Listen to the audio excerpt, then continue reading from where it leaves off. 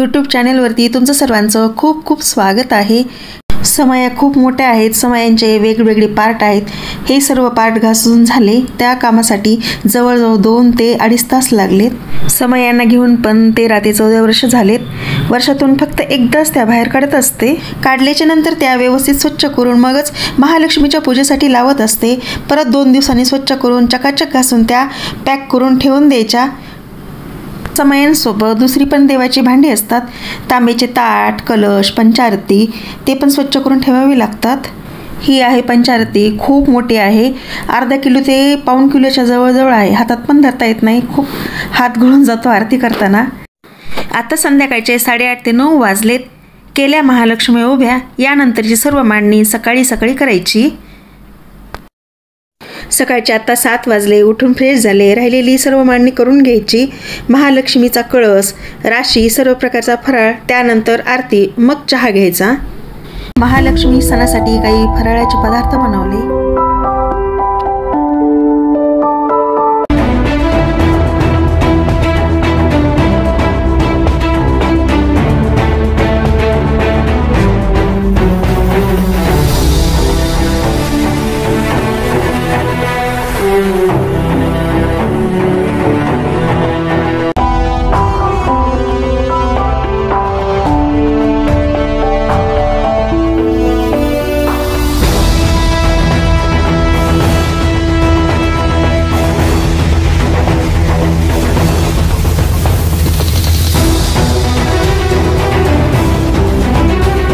घरचेच कारागीर असल्यामुळे मला ह्या सणासाठी वेगवेगळ्या टाईपचे मकर बनवून मिळतात। यावेळेस पण ह्या टाईपचे मकर बनवून मिळाले।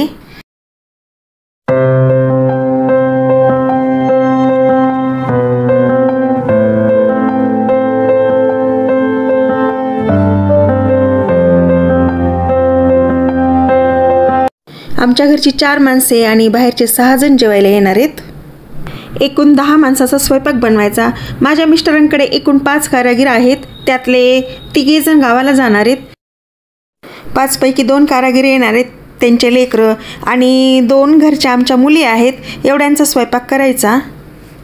इथलं सगळं झालं की किचनमध्ये जाऊन पटापट आवरून घ्यायचं, मग महालक्ष्मीची आरती वेळेत होऊन जाईल आणि काही कामाचा शिन पण येणार नाही, पटकन झालं तर। काल रात्री महालक्ष्मी उभ्या केल्या, सगळंच काही कालच्या काल होत नाही। राहिलेली सर्व मांडणी आज करून घेते, त्यानंतर दोन्ही समया लावून वातावरण प्रज्वलित करते। समया खूपच मोठ्या आहेत, त्यामध्ये नाही म्हणलं तरी 400 ते 300 ग्राम तेल आरामशीर बसतं। आता जर त्या लावल्या तर संध्याकाळच्या पूजेपर्यंत त्या तेवत राहतील।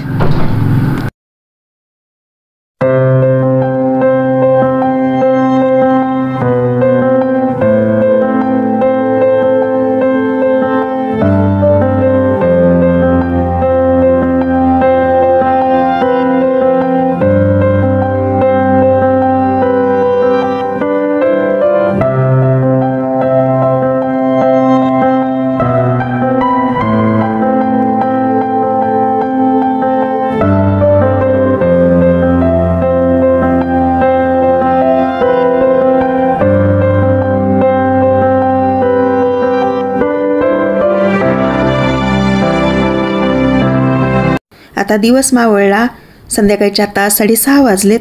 महालक्ष्मीसाठी महानैवेद्य तयार झाला, मुलं पण तिकडे तयार होत आहेत। सकाळपासून ह्या तयारीला लागले म्हणून सगळं वेळेत आवरलं। मुलं हे तुम्हाला व्हिडिओमध्ये दिसणार नाहीत, कारण मुलांना व्हिडिओमध्ये यायला आवडत नाही। जे तुम्हाला दिसतील त्यांना काहीच प्रॉब्लेम नाही। सकाळपासून ह्या तयारीत असल्यामुळे पूजेसाठी तयार व्हायचा खूप कंटाळा आला होता।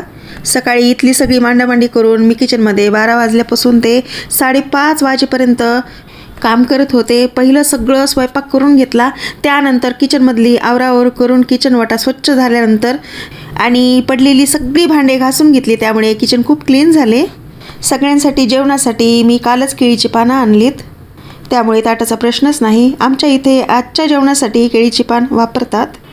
मला लहानपणापासूनच महालक्ष्मीचा सण खूप आवडतो। हा सण जसा जवळ येतो तसा कामाचा वेग पण वाढतो। महालक्ष्मीसाठी वेगवेगळ्या चवीचा फराळ बनवणे, त्यांचे डेकोरेशन, त्यांच्यासाठी कोणत्या पॅटर्नच्या साड्या, फराळ पण कसा चविष्ट आणि खमंग बनवता येईल, कितीतरी प्रकारच्या अनेक गोष्टी आहेत, त्या पूर्ण व्यवस्थित कशा होतील त्याचाही प्रयत्न असतो। महालक्ष्मीसाठी किती किती आणि काय काय करावे उल्हास अंतःकरणाने आणि शुद्ध मनाने करत असते. महालक्ष्मी घरी येणारे म्हणलं की मनात खूप उल्हास असतो. महालक्ष्मीचे आगमनापासून ते गाठी देईपर्यंत घरामध्ये खूप प्रसन्न वातावरण असते. 2 दिवस कसे निघून जातात तेच कळत नाही. गौरी आले की असं वाटतंय माझ्या मायेच्या प्रेमाच्या सखी आल्या. 2 दिवस खूप आनंदाने निघून जातात.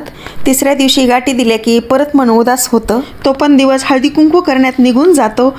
गौरीचे विसर्जन केले की परत मला 2-4 दिवस करमत नाही. घरामध्ये मन लागत नाही आणि बाहेर पडावंसं वाटत नाही. घर पूर्ण खायला उठतं. सतत 2-3 दिवसाची आठवण येते. घरातले कामे पण करावीशी वाटत नाहीत. मग आरामच करायचा पर्याय ह्या निवडून घेते. आत्ताचे वातावरण खूप प्रसन्न आहे. आता महालक्ष्मीला नैवेद्य वगैरे दाखवून घ्यायचा आणि त्यानंतर आरती करायची. आरती करताना आम्ही दोघं पण आहेत आणि मुलं साईडला आहेत. मुलांना कॅमेऱ्यासमोर यायला आवडत नाही. हा सगळा व्हिडिओ मुलंच करतायत. आरतीला आमचे सगळे घरचे आहेत आणि आरती झाली की त्यानंतर सगळ्यांना जेवायला बोलवायचं.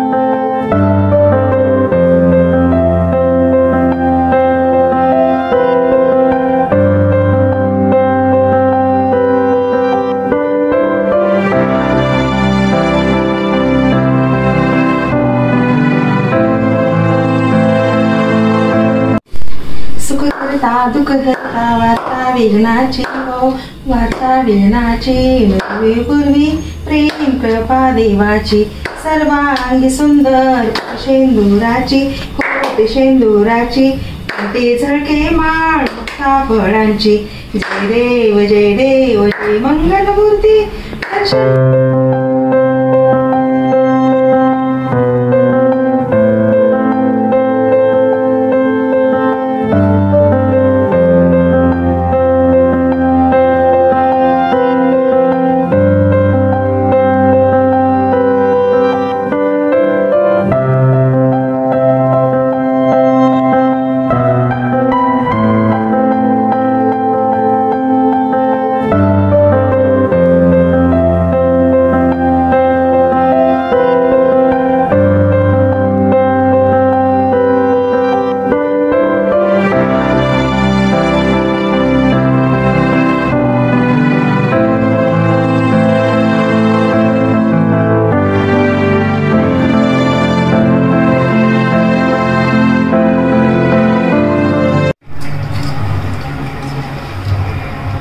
नन्हे मेहमान छोटे छोटे